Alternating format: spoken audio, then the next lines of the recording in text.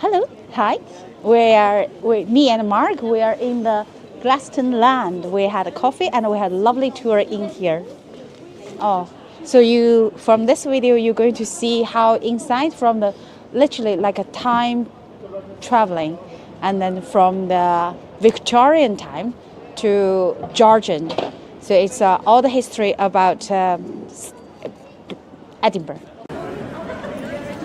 So here we are at Gladstone's Land, the oldest building in Edinburgh. Dates back well over 500 years, about 524 years, because it dates back to 1501. Joining my wife Ying on a tour, and we've got one of the guides that we filmed doing the tour. Of particular interest because of the commercial aspects, and everybody knows I'm a businessman with my guides helping me in business. But that's another story for another day. Oh yeah.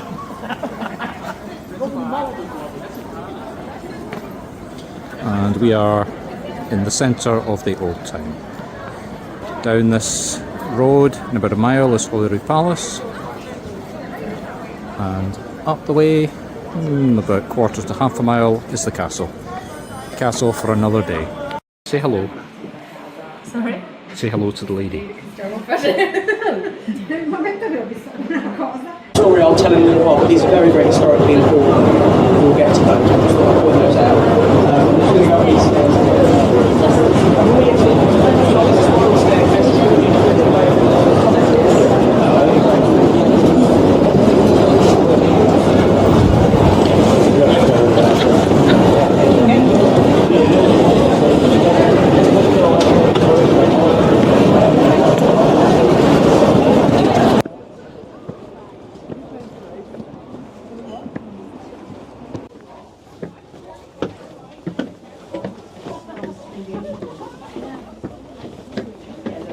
Well, hello and welcome to Gladstone's Land. I'm going to be your guide today. My name's Harry. I'm from Lincolnshire in England, but I'm studying in Scotland at the University of Edinburgh, and hopefully I'll be able to give you some information today about Gladstone's Land and tell you the story of the city of Edinburgh and how this incredible house fits into that story.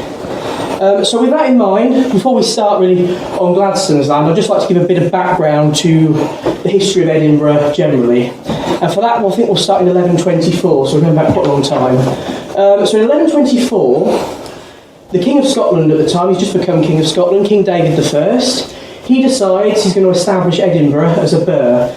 These burghs that David creates are part of a new government system that he's introduced in Scotland to try and centralise authority and to sort out the trade that's going on, to make sure it's all going on. He's making as much money and has as much power as possible. And Edinburgh's one of the first ones he creates when he becomes the king. But at this time, Edinburgh isn't one of the most important cities in Scotland. It's relatively important, but not one of the most just yet. We'll get onto that in a little bit. But what David I's Edinburgh would have looked like is you would have had the castle that you see today, and you would have just had one road that would have run all the way down the Royal Mile to about where, if you've been to the World's End pub is, very good pub, very nice burgers in there, would definitely recommend if you haven't been. It's right down to the World's End, and there would have been little plots of land all the way up that were called burgages, and these would have been used by burgesses, who were the town dwellers. They'd been issued grants to live in the town by the king. These would have been used as houses. They would have been built on as they would have been turned into houses, and little gardeners by the town dwellers. So these are sort of the earlier forms of tenement. So when you hear the tenement buildings today, you often associate them with these very tall buildings that have a lot of different houses going down either side. But at this point, they were just basically meaning a little house that was sitting on probably the front of the land, and a little garden that went down there where people would grow crops on and things like that. So it was much more open space than it is today. And this means that there would have been a medieval Gladstone's Land. So there would have been very likely something on this site here. That house would have been very rudimentary. It would have been probably made of some wood, interwoven with little twigs, wattle. And it would have had a heather thatched roof, because that's what they had at the time. That grew quite well in Scotland. And that would have been the house. It would have had a little hole in the roof, probably to let some smoke out, a big hearth in the middle. Very smoky environment, not a very pleasant way, but that's how people lived, and they did die earlier in that period. But we'll move on a little bit now. So we've sort of looked at when Edinburgh was founded, and then things changed, but not enough significance to really mention now. But the main point we will talk about is 1437. So prior to 1437, the main town in Scotland, the capital city as it were, was Perth. This is where the Stuart kings, Robert II and King Robert III, had set up their base. But unfortunately there was a very problematic event in 1437, and that was the death of King James I. Now, King James I of Scotland wasn't very well liked. It was a bit of a pain, really. And subsequently, he had a lot of enemies, and he was assassinated. The story is, he's in one of the places where he lives, I think Blackfriars Abbey, and he's being pursued by assassins. He jumps down the privy or the toilet into the sewers and is killed in the sewer by the assassins. So a very undignified end for a king. He's had a very hard life before that, but that's for another day. And this leaves a 5-year-old boy to take the throne of Scotland. This is King James II. And what's happened in this situation is you've ended up with a king that's far too young to rule, so you end up with a minority rule. And James's governors decide Perth isn't safe anymore for him. He could be killed just like his father, so they're going to move him elsewhere. And what they decide to do is they move him to Edinburgh. He's been taught part of his life in Edinburgh, he's been born in Edinburgh, so they decide they're going to move him to Edinburgh. And James grows up in Edinburgh subsequently, and gets quite attached to the city and decides, do you know what, let's make Edinburgh the capital city now. So he spends his life in Edinburgh, and that's really how we get Edinburgh become this capital city that we know today. Now, James also doesn't have a very good end. He's rather fixated on guns and gunpowder, and in 1460 at the Siege of Roxburgh, aged only 28, he blows himself up with his own cannon. He was advised not to do it, but he decided to anyway. Strange man, but there we are. If you've been up to the castle to see Mons Meg was one of the guns that he was given as a gift. So he had a bit of a fascination with guns and firepower, as I've mentioned. But it's during King James II's reign that the city of Edinburgh really begins to change. And it's particularly after an event called the Battle of the Sark, which, for once in Scottish history, the Scots win against the English. This is a rare occasion, but this doesn't necessarily mean that everything's safe. And the people in Edinburgh, of course now in the more prominent city, are very concerned that the Scottish victory over the English will infuriate the English, so that they will come into Scotland and they will try and destroy the nearest city to them, which happens to be Edinburgh. So how does this get sorted? How are the grievances of the town sorted? Well, they decide to approach James and say, please, James, can we have a wall?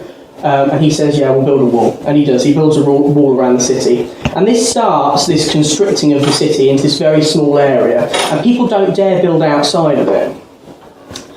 So this starts the problem, but it doesn't quite get as bad yet, because we're still in the aftermath of the Black Death. Population is still growing relatively slowly, but not quite picked up just yet. But then we get another event in 1513, which is the Battle of Flodden. Now this time the Scots aren't so lucky against the English. They lose against the English.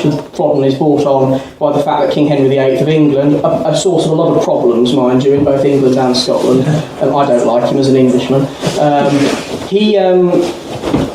He invades France in the pursuit of military glory, because he's rather obsessed about, I want glory overseas, and he's living under this pretense that he's the King of France, because his predecessor claimed France and then they threw the predecessor off the throne. But nevertheless, he thinks he's the King of France, so he tries to claim the Kingdom of France. This causes Scotland to have to make an intervention, because in 1295 they signed an alliance with France called the Old Alliance, and this is still in place by this point. It was signed between John Balliol and the French king, I think it would be Philip IV at this stage. It was signed then, and James makes good on James IV, who's the king at the time, makes good on this promise, goes into Flodden and dies. Bit of a problem. James is very well liked by the Scottish people, particularly the people in Edinburgh. He's quite a good king, and they're absolutely devastated that their very strong king is dead. And they think, what are we going to do now? Again, as follows in typical Stuart Scottish history, you end up with a very young son on the throne who's very, I can't remember quite what age he is, but certainly not old enough to rule.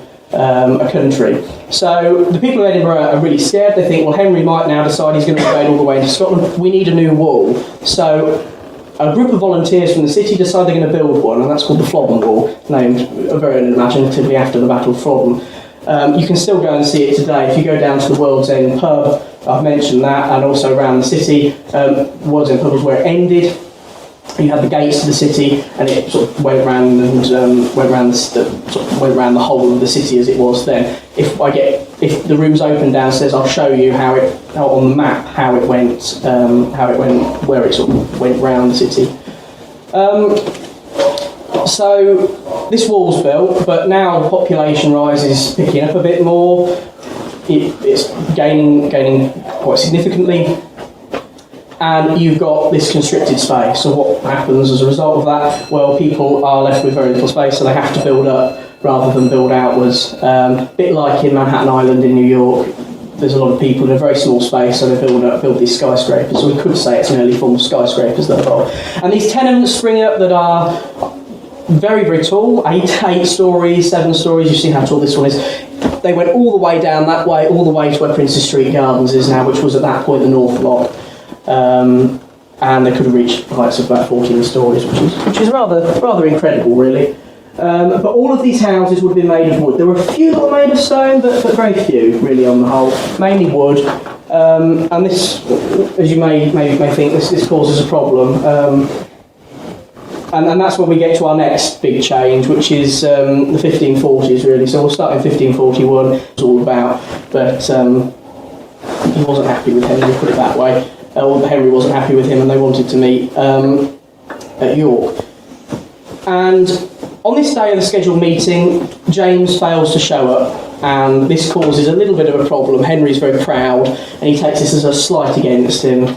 So in typical Henry VIII fashion, he declares a bit of a war and decides he's going to go and fight James V, and he takes him to battle at the Battle of Solway Moss.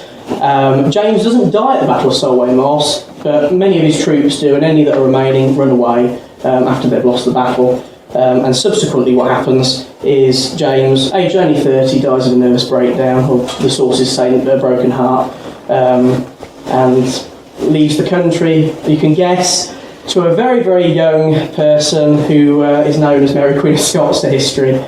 Now Henry thinks he's a pragmatist, it's debatable, but Henry VIII sees an opportunity in this situation, and he decides to call off the war. The opportunity is, he realises he's got a young son, Edward, he's about 3 at this stage, and Mary's very young as well, so what he's going to try and do is he's going to try and make a marriage alliance between the two. So he proposes this to the Scottish Regency Council for Mary, and they reject him, which is probably to be expected. He's been indirectly responsible for the death of 2 Scottish kings, and the English have always been irritating the Scots, as we've seen. So they don't take particularly kindly to this. Henry is not happy about this, takes this as a slight against him again, and decides he's going to invade Edinburgh and tell his troops to raze the city to the ground. So all these wooden buildings are burnt completely to the ground. I think the quote is, "Don't leave a twig untouched." So he goes rather mad through the town. The Scots, wanting to sort this out for future situations, decide, we can't build out of wood anymore, what are we going to do? We're going to build out of stone. And this is where you can actually see some of the house that still exists.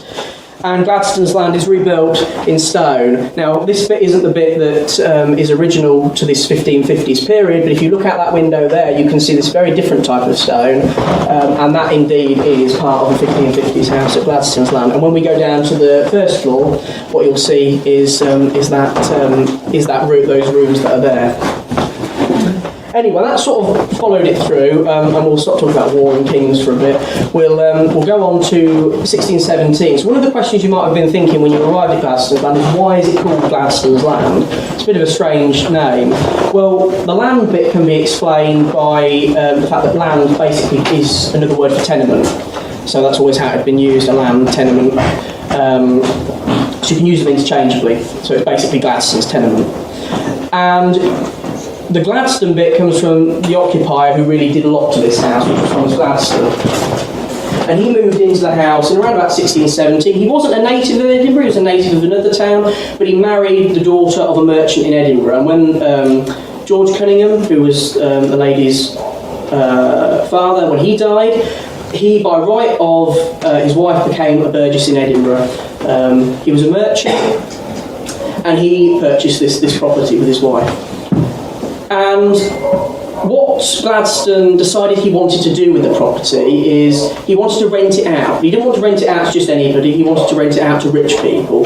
And he went on this big marketing campaign and added to the house to make it more hospitable to the rich. So as you'll see when we go downstairs, that really isn't suitable at this stage for wealthy people. You need a bit of a bigger space. So what they do is he, with permission from the council, extends the house out, and this is the bit you're in now. So this dates from 1617 to 1620, much bigger space added to that. And he rents that whole floor, so they would have got this and whatever's back there. That is now holiday accommodation. So if you'd like to stay on National Trust for Scotland, you can do it. Gladstone's land here.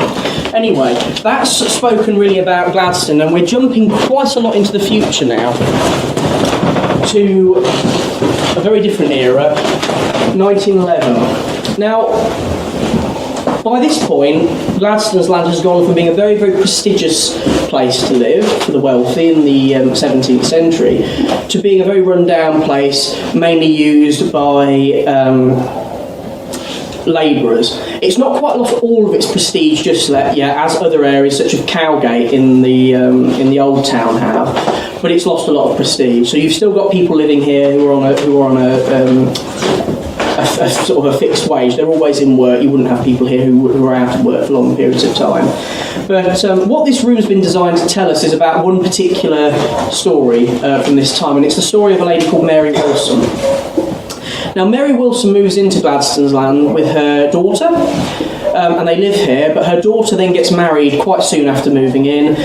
We think to somebody who actually lived in Gladstone's land on another floor, but they subsequently move out, leaving Mary with quite a lot of space that she doesn't need all to herself. So she's had more than one person here before. So what she decides to do is open up a boarding house. There are different tiers of boarding houses you can open. You've got sort of the lowest tier where there might be a lot of people in a room, maybe up to 10 in a space like this, and you wouldn't have very many extras on top of that, so your laundry certainly wouldn't have been done, cooking wouldn't have been included. You've then got a middle ranking boarding house, which is probably what this one fits into, where you've got people of respectable means coming in, so they're earning a wage every week, but they're not particularly well off. And then you've got the high-end boarding houses, which are sort of a few people to maybe a couple of rooms. If you've ever read The Adventures of Sherlock Holmes, I quite imagine Sherlock Holmes and Dr. Watson having a high-end boarding house. So you can sort of see where this fits into the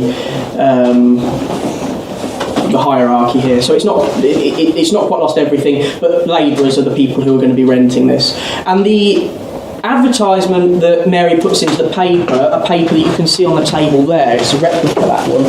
I can't quite picture where it is on the paper, but there's an advert in there somewhere, and it says that she's looking for 2 to 3 lodgers of respectable means, and that just means, as I said, they're earning a wage every week.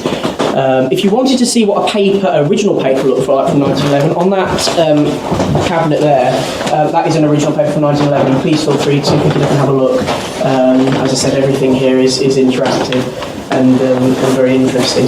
So as you can imagine, this is set up for those lodgers. They've got 2 in here. This is set up for 2. You've got little cabinets there with books in, a brush for shaving, and the essential chamber pot. You need the chamber pot. There's no plumbed-in toilets here or sewage facilities. What you should do is you should take your chamber pot outside and wait for it to be collected. But unfortunately, that wasn't always the case. There was a saying in Edinburgh, "Gardy loo," out the window it goes. And if you didn't want somebody to chuck it over, you'd hold your hand, run into a doorway somewhere and hide. There are a few reports of people not quite understanding this and sadly witnessing excrement fall just before them, which is sad for them, but also rather funny for us today, looking back. But yes, you can sort of see how they would have lived in this space. And as I said, the beds are very comfortable. This is a cast iron bed. These have become popularised in the Victorian era with medical developments in cleanliness as they had emerged. It's funny, but it was only in the 19th century they realised that you need to keep clean in order to keep things not infected, but there we are. Strange how people rationalise things in those days. You can see we've set out laundry here, so this is another part of the story. So Mary would never have offered laundry, we don't think, as part of the rent that would have been paid. This would have been an extra added charge they probably would have paid for. Same as cooking, she would have probably offered them a meal for a certain set price in addition. The rent here for the people living here was 2 shillings and 3 pennies a week, and the average wage of a labourer was about 15 shillings. You can see that, you know, not too much of it's going, but they also had things like porter that they might drink down in the underground tavern that we've got here at Edinburgh. I'll mention a bit more about that a bit later. They'll probably go down for a drink there, and they probably get food and lunch, because it's interesting, we get lunch on the go today, but they often got lunch on the go as labourers in those days as well, get a pie or something like that for a few pennies. Where else? So you might have remembered that upstairs I mentioned about the real decline of Gladstone's land, and this is really where we can start to see Gladstone's land decline, 1767, and it's because of a big development that's going on that way, and that's Newtown. If you've been to Princes Street and George Street, you will notice it. Down there, and essentially what's happened is the rich are getting fed up with these smaller spaces. The English are no longer this threat anymore. They've had the crowns unified for quite a lot of years now, so they decide, you know, we could probably build outside the walls. We need more space, so they do. They build a nice big new town, and the rich move out. And this fits into this story quite nicely, because whilst a lot of the wealthy have moved, the centre of commerce remains in Lawnmarket in Old Town. So what would happen is the rich would travel in and engage in the new leisure activity of shopping, which has been made possible by some questionable things that are going on around the world with trading and slaves and various other bits. But new things are starting to emerge, and this whole room embodies that, really, even down to the paint scheme they've chosen. This is Prussian blue. This was a pigment that was actually developed in the 18th century as part of this new age of discovery and change. I use that term, discovery, and the historians might not necessarily agree with that, but it roughly talks about the period we're looking at.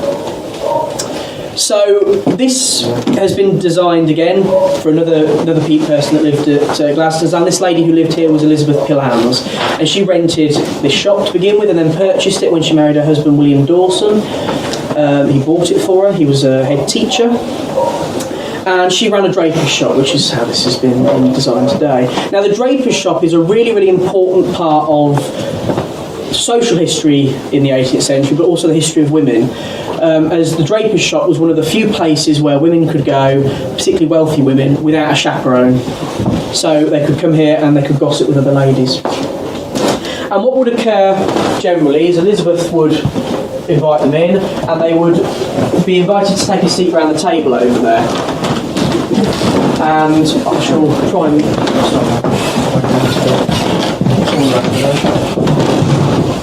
and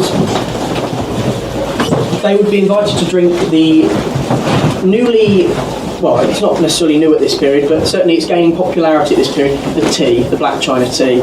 Between, I think, something like 1720 and 1760, the amount of black china tea that's consumed quadruples. So they're drinking a significant amount of it, and that's sort of where we get our British tea things start to appear. But as part of this development in tea, you get these boxes like this. Really ornately decorated boxes, often with locks on it, because whilst tea drinking quadruples during this period, it still remains a very, very expensive commodity, and you want to keep it hidden away from people who might want to steal it in a locked box. And on the top of the box, when I look at the end, when I've finished speaking, if you want to come and have a look around, you can notice that on the top it says G and B, and that stands for green tea and black tea. And in the middle of the box, you've got a little glass cup almost, and that would be for your blending of the teas. You put it in there, and then you could make what sort of tea you wanted, put it in the pot, fill that up with water, and then don't forget the tea strainer, because you don't want tea leaves in your cup, not particularly firm. But the ladies would be sitting here, they'd be allowed to drink tea, and as I said, they'd be gossiping probably about who got married, what scandals are going on, because this was also a time of great scandal as well, as I'm sure a lot of you know from period dramas. But one thing you might find interesting about this particular setup is these. These are actually the cups that they would have used. Now, you think, well, where's the handle? Well, handles didn't become common on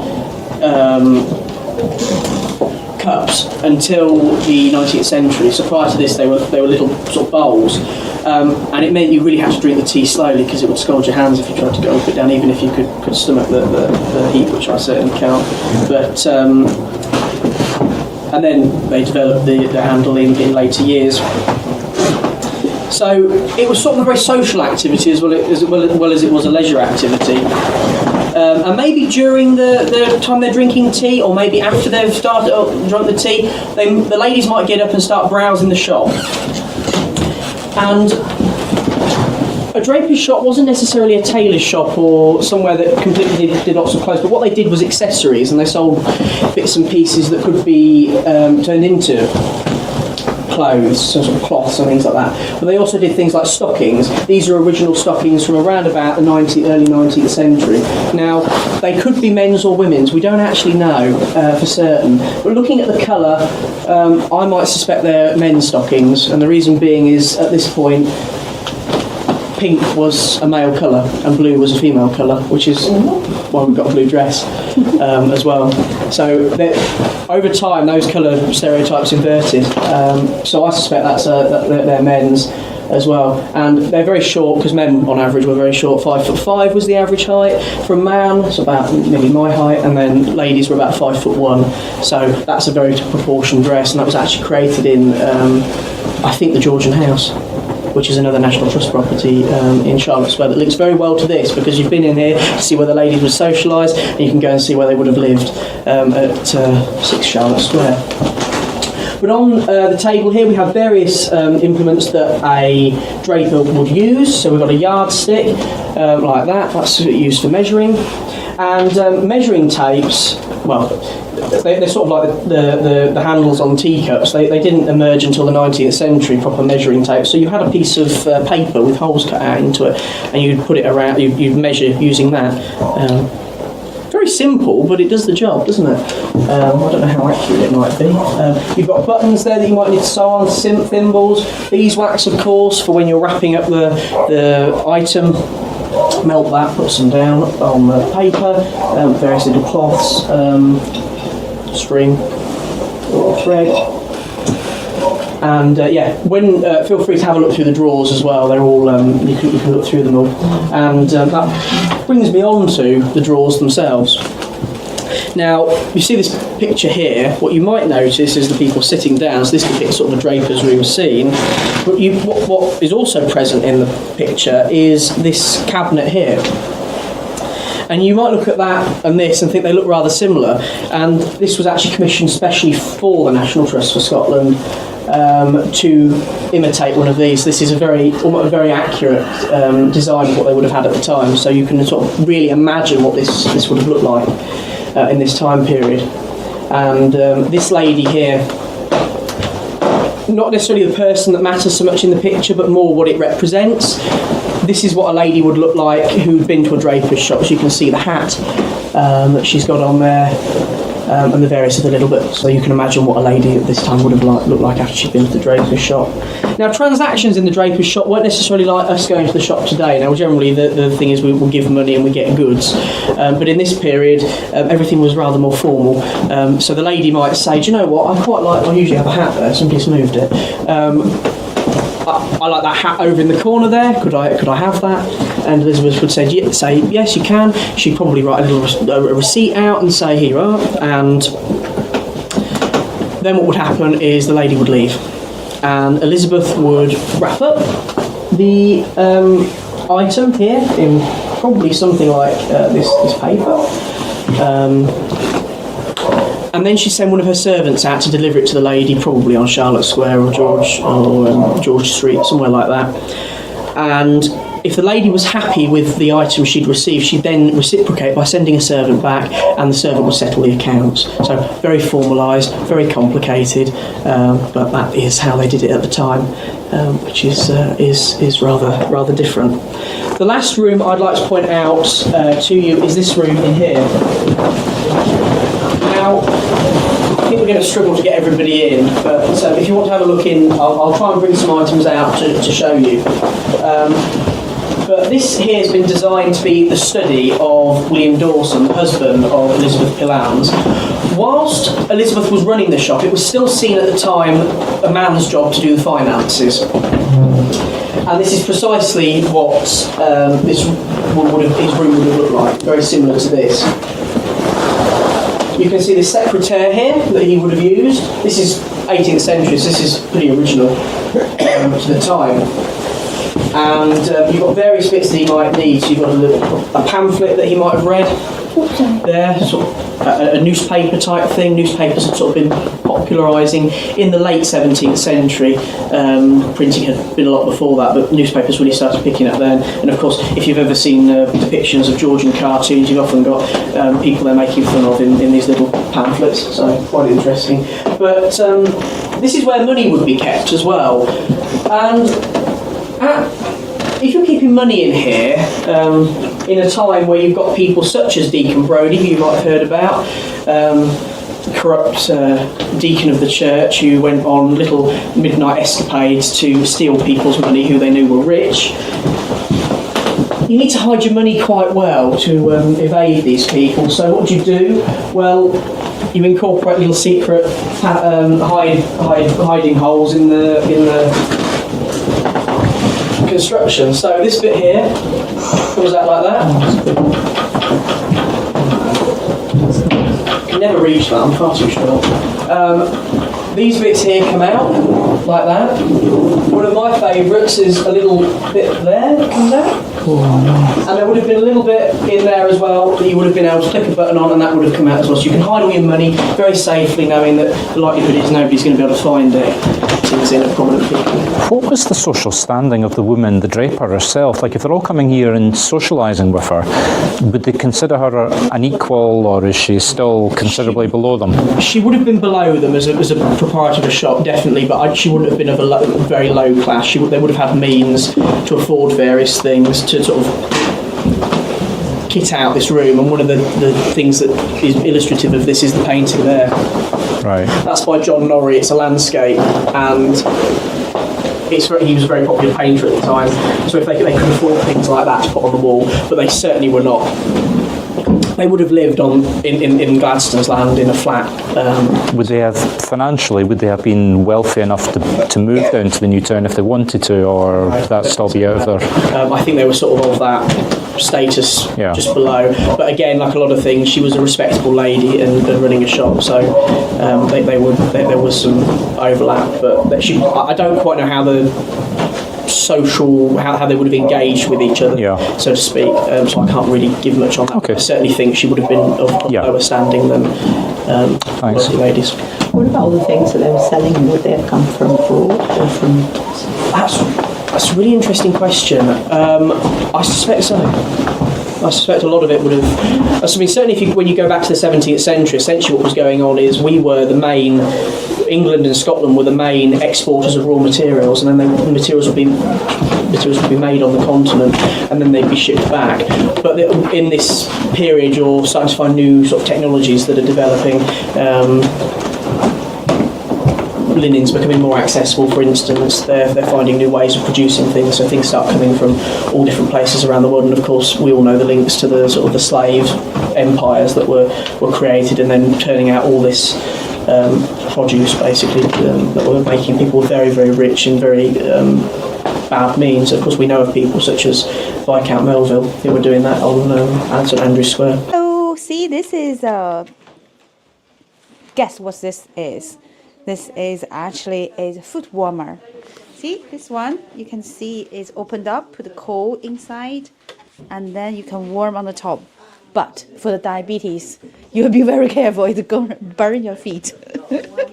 But at that time, maybe they don't have a diabetes yet. Those are Very, very. rather than looking fingers and So what effect would that have on your you feet can get generally? Because we not recommend it at all. Why not? For the diabetes, you don't have a sensation. That would be a problem. well, I have torch that's mostly show downstairs because it's just, even with all the windows open, you can't see Well, the it. problem is that the family buildings are so high, you don't get any sunlight in the Did they lose any windows with the window tax? I suspect they would have done, yeah. Certainly by that point, yeah, I think so. In time again, so we've come all the way back to 1632 now, so considerably further back. And this is the heyday of Gladstone's land. So we've gone from completely lost prestige to losing prestige to we're in the prestigious world of Gladstone's land here. And you've come into the residence of a merchant called John Riddoch and his wife Margaret Noble. At this stage in history, the merchants who are in Edinburgh are known as the princes of Europe. They are very, very prominent people. And they're travelling from the port of Leith, they're going out and sailing to all sorts of places. Particular connections are to the Netherlands. They've also got connections with France, all over the world. Really, they're trading with and getting items back. But John Riddoch is particularly a spice merchant, so he's a bit different to what Thomas Gladstone was. Thomas Gladstone dealt in all sorts of things, clothes and foodstuffs and chemicals like vinegar, things like that. But John Riddoch is particularly dealing with spices, which were a very expensive thing at this period. So this has been designed to look like how they would have lived at the time. Him and his wife and their 5 children. So there was a lot of people living in just this room. There were 7 people just in here. And these people weren't lower class, these people were very, very rich. When he died, he left around about the equivalent in today's money of £600,000, £700,000 in legacy to his family, and they moved out of Gladstone's land and went elsewhere when he died. Actually, later in this year, 1632, he was just in view of the port of Leith when he died, so he didn't quite make it back to Scotland. But I think it seems sensible if we're going to, or it seems quite apt to start with how they would have lived by looking at this table here. It can tell us a lot. The National Trust have said to tell us a lot about what's going on at this time. The first thing I'd like to draw your attention to is the pewter plate. Now, you might think it's just a plate, but societal ranks can often be shown by what sort of things you're eating off in this period. Now, at the very low end of society, you might have a piece of bread, a trencher piece of bread, or you might have a wooden plate. As you go to a more prominent class, you'd start to have a metal plate, probably pewter like that. And if you were the king living at the castle or down at Holyrood Palace, you'd have silver plates, so very expensive. And the king would also have a glass cup. Not so much for these people here, we've got bone cups on the table there. Now, does anybody have any idea what that pot is for on the table there? Anyone? I think Not for soup? beer. It's for beer. So at this time, the water supplies aren't always very good. You have got the North Lock that still exists, but I wouldn't recommend drinking from that. There's a lot of fecal matter in that, and dead people, because some rather strange executions on the North Lock. But anyway, we won't go into that.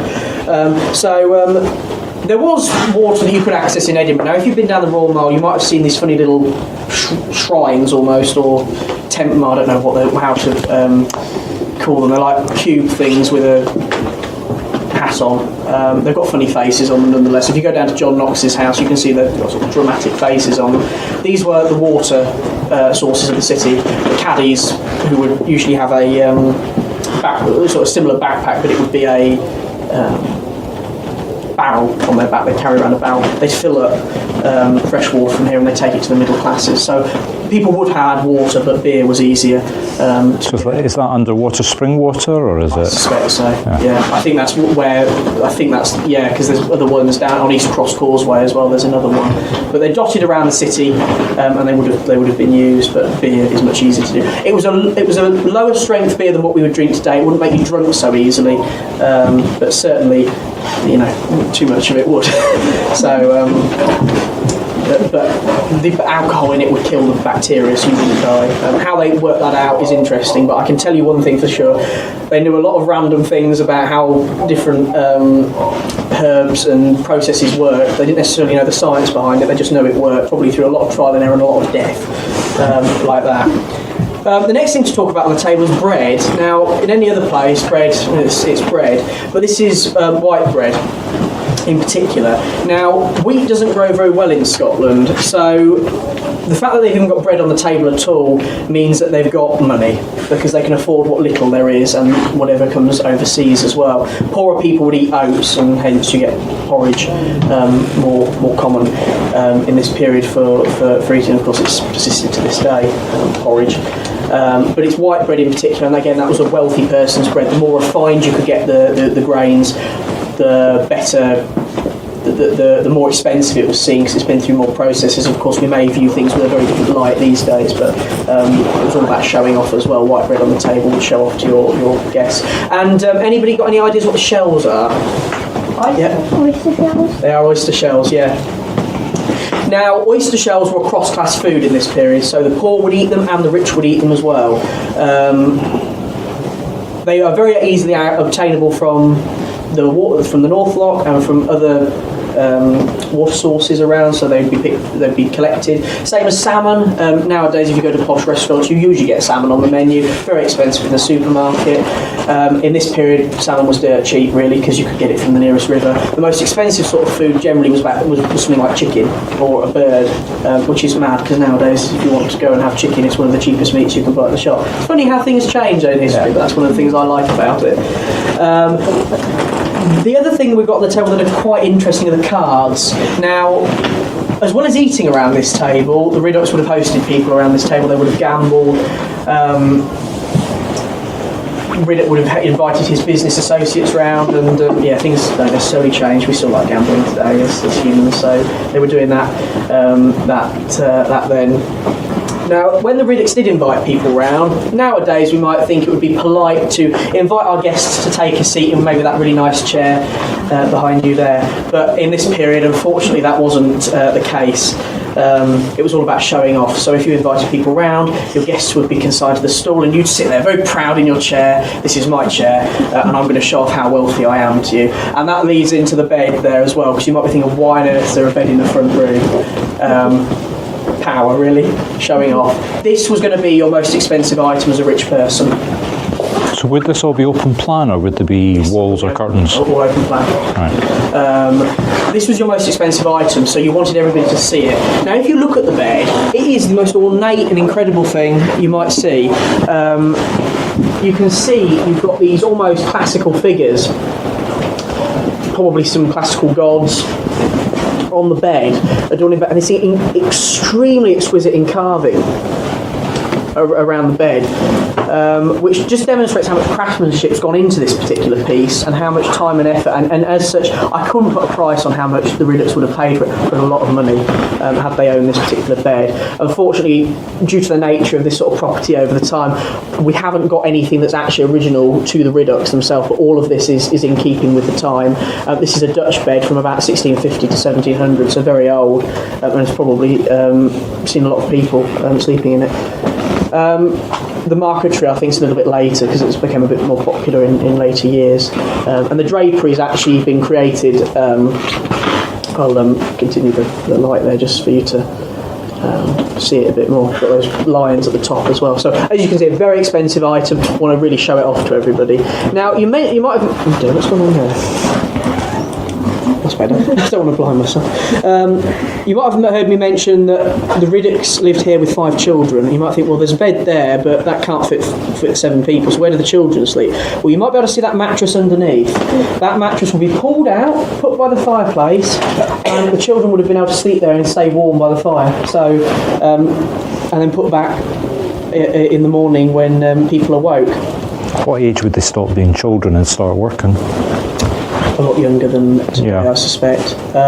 12, 13, 14, or was that too young? Something around about that time. What these children would necessarily do when they were adults is, I'm not entirely sure. They may have...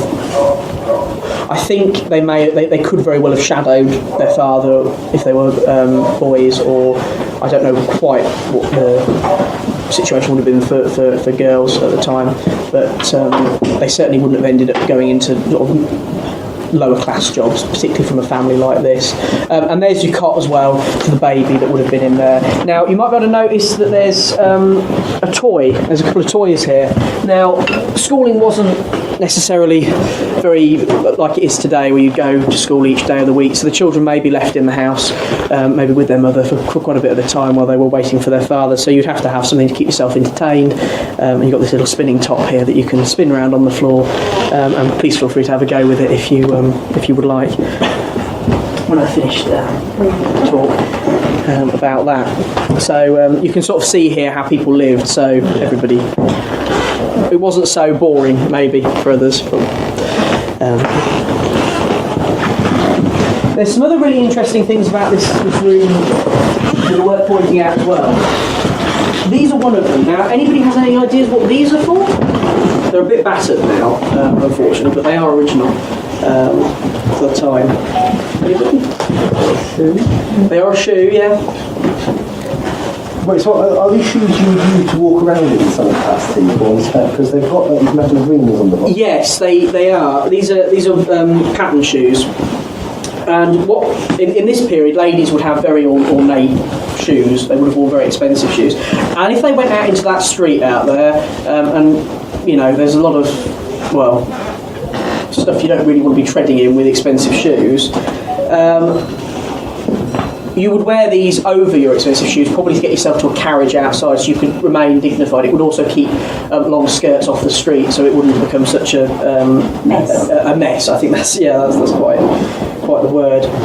So these are quite interesting to see how people would have used. And these are something like Margaret Noble would have used herself to move house to house or carriage. Early stage of the Wellington boots. You could almost see it that way, yeah. Of course, we've got our huge fireplace here for heat. It's not a real fireplace. We've got some lights on there now to show it. But I'm guessing it would also be like, given how big, just think how big the fireplace is. I assume there was a massive fire there. Yes, I suspect so. Probably. I don't know whether it would have been in a similar style to this. I suspect. Yeah, pretty similar to what's been said about it. It could have been a little bit bigger either side as well. It's difficult to know how it precisely would have been set out at the time, but you presume this massive space. Some of it was about showing off as well. Again, you know, the bigger the fireplace, the more fireplaces you have, the richer you were, because you could afford to light them. So if they were that rich, would they do their own cooking, or would No, they would have had servants to do that, and that's where the rooms, subsequent rooms, come into the story. One of the other things I'd like to mention in this room is this great cupboard. This is of a similar age to the bed. I'll try and move out of the way. This is of a similar age to the bed, so it's Dutch 1650 to 1700. This would have been used for the wealthy people to keep their linen in mainly. This was at a time where people didn't particularly like washing very much. We have our own King James VI of Scotland, who never washed.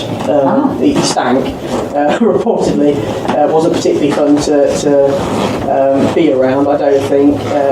But the main way that they keep themselves clean on a regular basis, they'd have fresh linen washed, and they would, some of the rich would sometimes put special scented oils on their body to ward off the smell. There was an experiment done not that long ago with a historian. A couple of historians tried it, and they actually worked out that in the long term people smelt better doing washing in the old way than they did in the new way. Rather interesting. But if they did want to wash, what would happen is they'd have a conductive metal, probably a copper bath or something similar, brought by the fireplace with some hot water in it, and that would just keep it warm there so they could bathe. I think that's something that still happens even in sort of the 20th century to an extent. You can see sort of the little amount of linen that's in there now. They wouldn't have had a lot of it, but it would have been cleaned relatively regularly. Certainly they wouldn't have left it for a very, very long time. But this story's got this cabinet's got a very good history to it. Actually, it was given to a merchant from Pittenweem by a Dutch sailor. Now this Dutch sailor had fallen into the Firth of Forth and was drowning, and this merchant from Pittenweem jumped in after him and saved his life. So to thank him, he sent this on to him. You can just imagine this turning up at his door and thinking, what am I going to do with this? Luckily, I do think you can take it apart and move it into the house rather successfully, which is rather good, isn't it? I also made quite a lot of comments about the ceilings and the walls, and I think now is the best time to talk about Gladstone's great marketing ploy. So the ceilings, as you can see, are really, really ornate and well decorated. In their own time, when they were created, they would have been even brighter. They've been dulled down, and we have unfortunately had some water leaks over the years that have caused some damage to them, and they have been covered over for a long time with plaster before the National Trust eventually found them underneath. But they're very ornate, and these go really well with these amazing wall paintings that you can see around the room of these sort of very classical pops almost. And this was all part of this idea of trying to attract the very wealthy to Gladstone's land. Now the rich at this time would have mainly been, they would have been educated, probably at base in Latin, maybe some Greek as well. Latin was the main language of government in England particularly, I think also in some degree Scotland. Until around the 1730s, I can't quite remember, but it's certainly well into the 18th century. So if you wanted to get anywhere in life, particularly in a high-ranking profession, you needed to learn Latin, and hence it was one of the most important things you studied. And within that, you'd study classical studies and things like that. So the Roman pots on the wall would mean a lot to the people who had studied about them. They would know readily what they were. I have no doubt that they could come in and they could tell us what these are. Unfortunately, my classical knowledge is very limited at best. But it would have meant something to them. And on the other end of the spectrum, it wouldn't have meant anything to the people who were poor, who would never have really studied this or known this. And it's similar to how we are today. You know, we want things on our wall that represent our character and what we know and what we like and are interested in. And it was no different here. So what he was really doing was he was attracting the rich in with these lovely paintings and alienating the poor. Rather a good marketing strategy for his own ambitions. And on this ceiling here, what you can see is a lot of exotic fruit. And again, exotic fruit would have been something that was tried by a lot of wealthy merchants and wealthy people who were travelling around and trying the different delicacies of the world as they were travelling. So again, meaning a lot to the rich, not so much the poor, and hence really bringing in the rich. And it's demonstrated how successful he is when the records are shown. He has only clergymen, merchants and other high-ranking professions living at Gladstone's land. So he's very successful in his aim, and he's filled the building before he's then taken over by pirates. Has his stuff taken by pirates, which is, you know, rather sad, but something that happened. So yes, quite an interesting part of the story. Now, the last few things I'll point out, what I'll do is I'll point out two more items, and then I'll tell you about one lady on the wall as well. These here are books, see that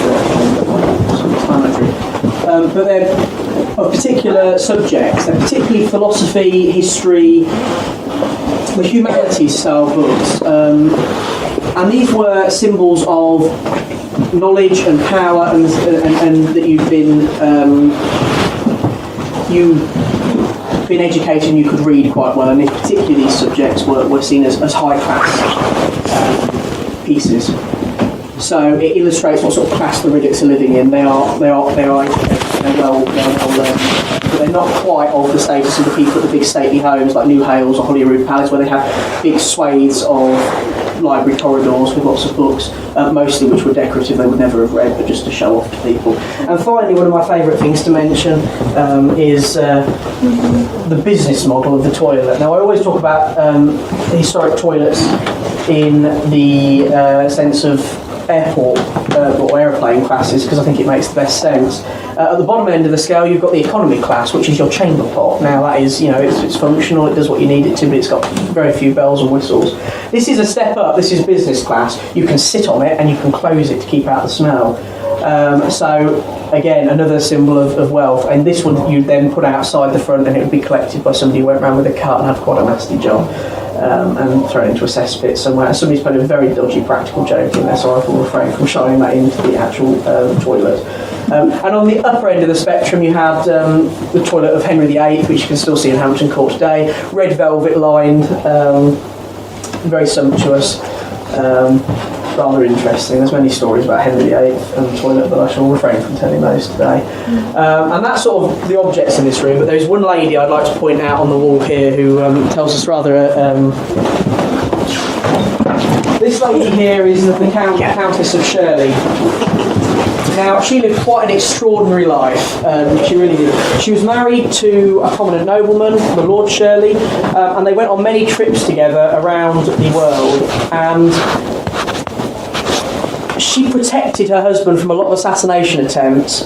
There's a very good depiction of her holding a pistol at an age of when guns are becoming much more popular, developing guns, and she's shown holding this pistol which she used to defend her husband. So I'd just like to illustrate this story because it's quite a remarkable one, of a lady and her husband working together very much so on their diplomatic missions around the world, just to illustrate that there were certain exceptions to the rule of women not having so much power in this time. And it's quite interesting because her husband's not depicted with the gun, it's just her that's depicted with the gun, so it's she's almost like his bodyguard, which is rather fun in a way. Is that because she was good with a gun, or was it because nobody would expect her to have the gun, so she'd have the element of surprise? I think the reason she's depicted with it in the painting in particular is because it was a modern technology. So if you've got this modern technology, it's quite, it's great to show off. You know, I've got this gun in the picture. It would be like us maybe holding, you know, a brand new technological development or some sort of brand new iPad in the present day.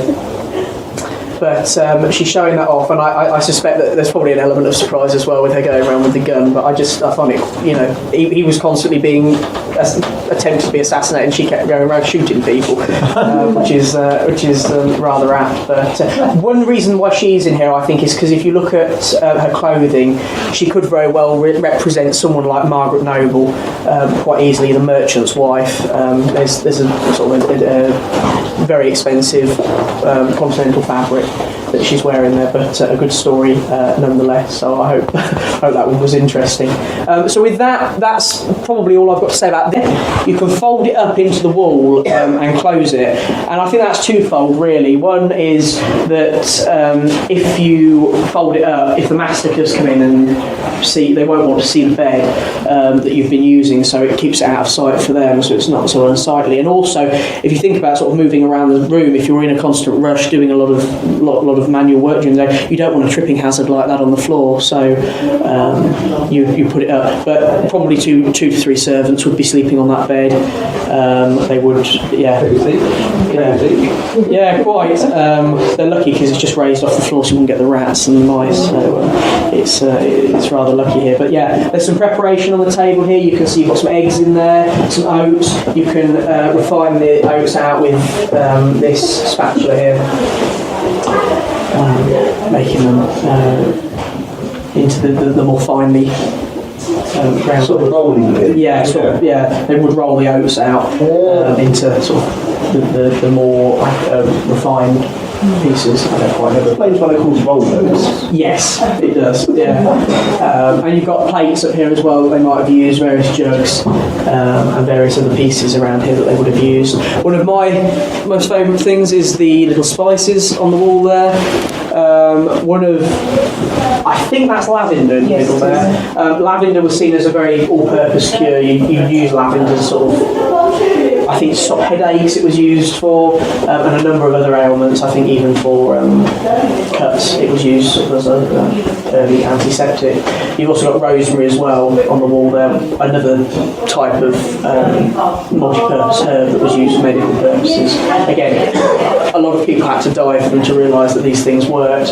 And then you've got the bay leaf as well there. Now, if you go to a lot of National Trust properties that are sort of a domestic setting, so sort of not a very wealthy person's house, you'll often see a bay leaf by the bed or by openings in the house, and they were meant to ward off spirits to the house and evil beings. And it's the same reason as why you go into the very big stately homes and why you see shortened beds, because oftentimes they sit up in bed because they thought if you lay down in a bed, your mouth naturally opens and the devil can possess you. This is still at a time of they're very concerned about the devil. This all starts to change in the 18th century. But you can see the fireplace there, you've got your pot there. One of the phrases that we get from the pot, you'll always have a pot on the go with various things, and there you get potluck, so constantly adding to it, taking out. You just hope you don't get that rotten carrot from a few weeks ago. Wealthy people going into John Riddoch's shop to be served sort of spiced teas and coffees that were just emerging in this period that he would have made, and purchasing other various sort of spices. You've got cinnamon that's in the drawer there, you can see, and other various bits, indigo as well, and the sugar cone as well. Whatever you jam a bit off that and you get your sugar quite apt. But as well as being a storeroom for the house, of course it's lit by the fire to keep everything nice and warm, this was always also the living space for a higher ranking servant than the two that we've seen in there. This was the living place of a lady called Isabel Johnston, who was who was a servant who, as well as acting as sort of a maid, also ran the ground floor tavern that I mentioned earlier. So if you go out into the close that Gladstone's land backs onto, you can see a small black door down there, and that would have been where the entrance to this ground floor tavern would have been. And Isabel Johnston would have run this on behalf of John Riddoch. She would have paid for certain supplies, particularly wine and beer to sell, and whatever profit she made on that she'd get to keep, but she had to pay Riddoch back whatever he'd given her. I think there were cases of her owing him £100, in excess of £100 in their money for the stuff she'd made. But it was a very lucrative thing to do for ladies, because she could make, female servants, because she could make quite a bit of money to set herself up for then leaving service and getting married, so she'd actually be able to establish herself in her house. And we've got our resident cat here, who I always like to mention, who is sitting there not doing much, even though there's mice around that need to be caught. And of course the great brush, just to make sure you clean everything up, or just push it to the corners so it's out of the way.